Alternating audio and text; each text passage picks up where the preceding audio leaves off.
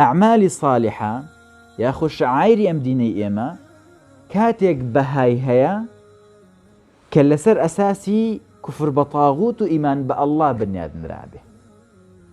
بە نمونەیەک تێدا نەگەێنم، طبعاً کوفر بە تاغوت و ئیمان بە ئەڵڵا وەکو ژمارە یەک وایە، باشە؟ دوای ئەو نوێژە، باش سفرێک دانێ لە پەنایدا بوو بە چەند؟ 10.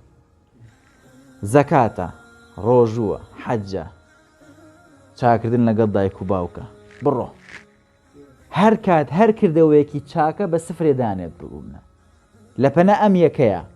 چەند مهمە، زۆرە، بەهای هەیە، بەهاکە بەردەوام زیاترە بێ، بەڵام وەرە ئەم یەکە لابە. ئەمانە جگە لە سفرێک چیترن، هیچی تر نییە. کوفر بە تاغوت و ئیمان بە ئەڵڵاش ئەم یەکەیە.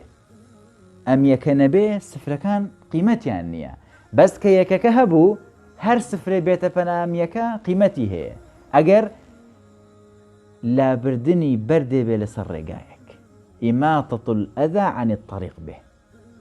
بەڵام کە یەکەکە نەبوو نوێژەکەش بەهای نییە، نوێژ زەکاتەکەش بەهای نییە.